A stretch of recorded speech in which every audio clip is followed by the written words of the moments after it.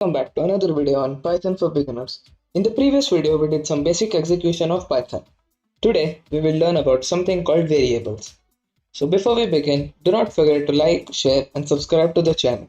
Also click the notification bell so you will get the first update on whenever I post a new video. So let's begin.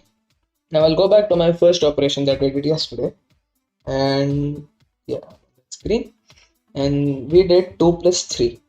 So now we enter it's obviously 5. So whenever we learn maths in the beginning, it's just playing with numbers.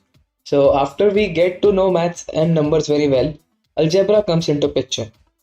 And when there's algebra, we always have this concept of using x and y. So what we do is let x be equal to something, like maybe 2. We'll write that on the ID, so I'll write x equals 2 and we'll not enter it right now. So in this case, what I'm doing is I'm storing 2 in a variable called x. Now here's a new word for us, variable. So what is a variable?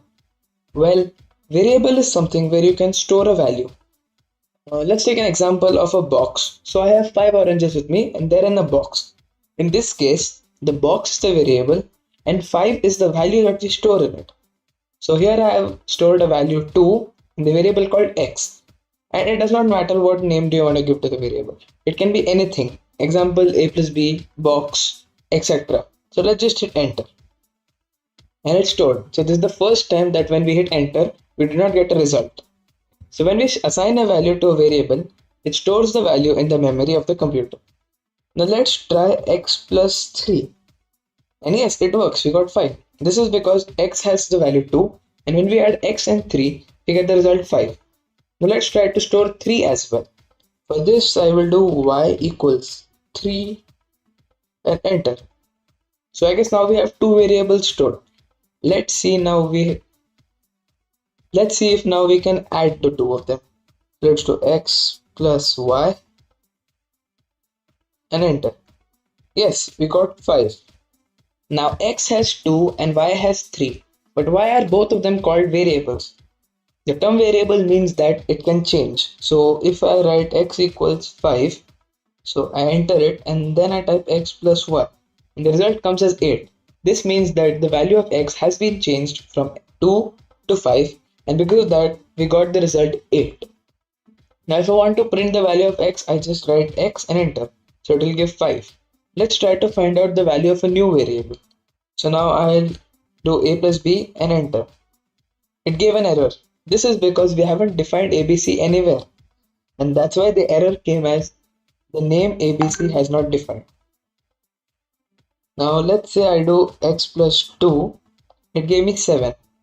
And now to this equation, so for the above one I'll add y. But I'm not adding x plus 2's solution to y, right? If I want to use the previous result and do new operation with it, I use an underscore. So if I write underscore plus y and hit enter, we can see that we got the value 10 because x plus 2 was 7 and we used the previous result and added y to it, which is 3. So 7 plus 3 is 10. So that's why we got the value 10. So now I'll enter word equal to, and in single quotes I'll write like and space. So enter. So here I've typed the word. Now I'll type word and enter. So it has printed like and. Now let's try word plus and I'll try to add another word in it.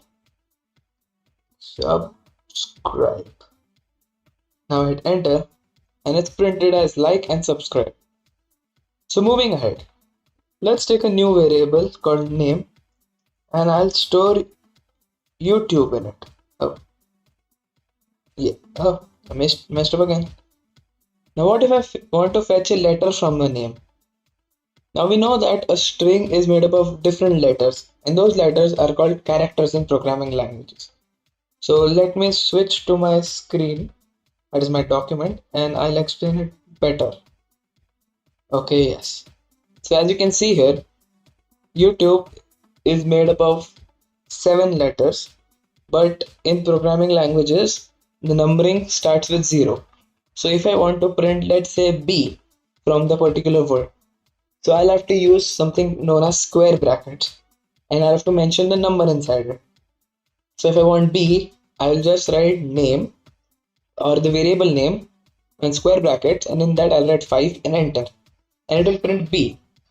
So let's try it out. So I'll switch back to my screen, and yes. So if I want B, so I'll do name in square brackets 5 and I hit enter. So we get B.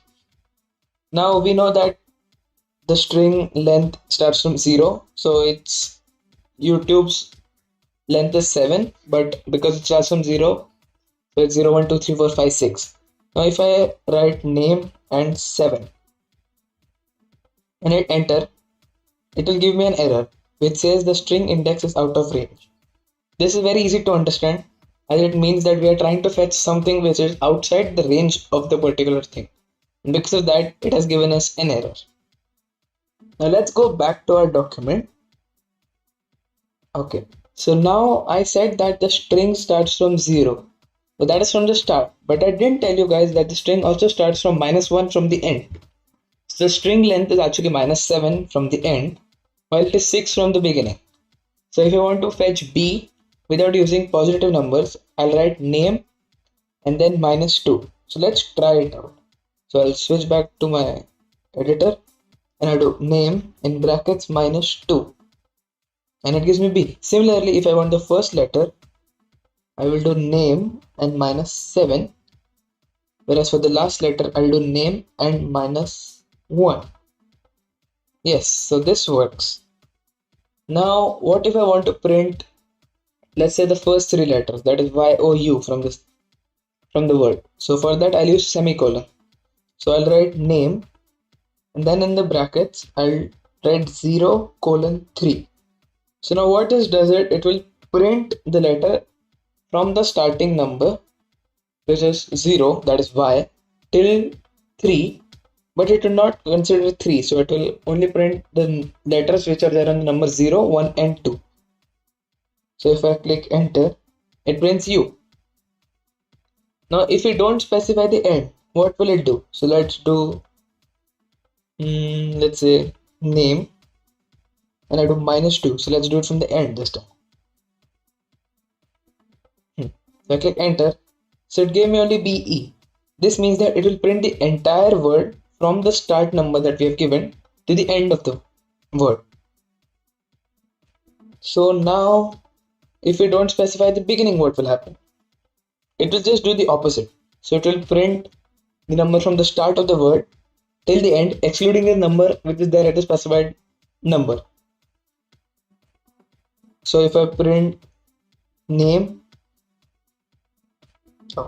semicolon 3, so it will print only YOU because it's at 0, 1 and 2. And yeah, the 3 won't be printed because it only considers the things before 3. What if I specify the wrong range? So if I type name colon 3:20. Now as we know, if you specify something out of the range, it gives us an error. But in this case, we do not have 20 letters. So this won't give us an error. It will print the entire word from the specified starting number till the end of the word. So it prints 2. Now one drawback of these strings are that these strings are immutable. This means that we cannot change the string elements once they are entered. So if I want to change the word YouTube to my tube, so simply I'll just do 0:3 equals my, and this should work, right? But as we can see, this does not work and gives us an error called the string object does not support item assignment. This means that we cannot change the word after we have typed in it, but we can change the complete string. So if I write name equals, let's say, Facebook,